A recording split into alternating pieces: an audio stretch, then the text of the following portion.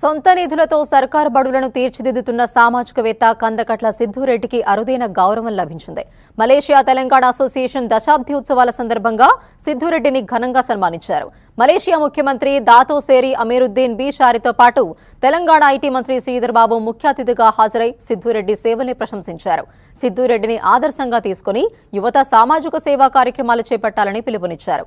సిద్ధురెడ్డి సేవా కార్యక్రమాలపై టీవీ5లో ప్రసారమైన కథనాన్ని వేడుకల్లో ప్రత్యేకంగా ప్రదర్శించారు.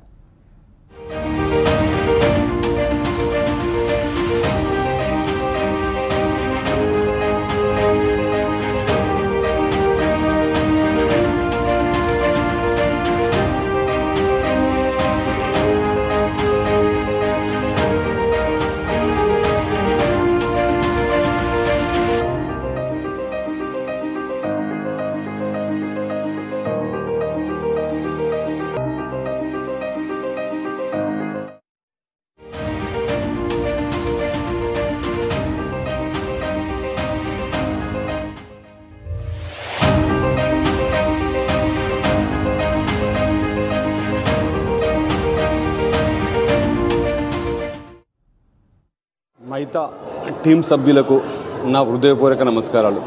నన్ను గుర్తించి నాకు ఈ అవార్డు ఇచ్చినందుకు నేను చాలా గర్వపడుతున్నాను, సంతోషంగా ఉన్నాను.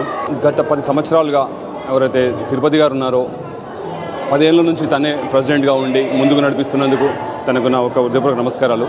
ఇంకా మిగతా రాజకీయ సభ్యులకు అండ్ ఇక్కడున్న బిజినెస్ మ్యాన్లకు అండ్ అలాగే ఇక్కడ వచ్చిన నా మిత్రులకు అండ్ ఇక్కడ వచ్చిన బిజినెస్ మ్యాన్లకు అందరికీ నా ఒక హృదయపూర్వక నమస్కారాలు.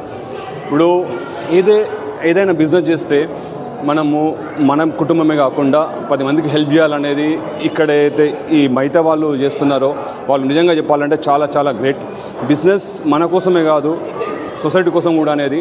సో అందులో భాగంగానే నేను కూడా ఏదైతే నేను చేసే బిజినెస్లో నేను చేసే ఏదైతే ఉందో దాంట్లో నాకు ఒక మోటివ్ తీసుకొని చేస్తున్నాను. అదేంటంటే సొసైటీలో ఎస్పెషల్లీ గవర్నమెంట్ స్కూల్లో చిన్న పిల్లలు అంటే మా మధ్యతరగతి పిల్లలు చదువుకుంటారనలా వాళ్ళకు కనీస అవసరాలు మినిమం నీడ్స్ అంటే వాష్రూమ్స్, వాటరు, ఇంకా స్కూల్స్ హ్యాపీగా చదువుకోవడానికి కొన్ని కావాల్సిన సౌకర్యాలు అంటే ప్రతి ఒక్కరు గవర్నమెంట్ చేయాలి అని అంటుంది. సో గవర్నమెంటే చేయాలి, బట్ గవర్నమెంట్తో పాటు అంటే మనం ఎందుకు సోషల్ సర్వీస్ అంటే మనం ఎందుకు మన బాధ్యత తీసుకోలేము.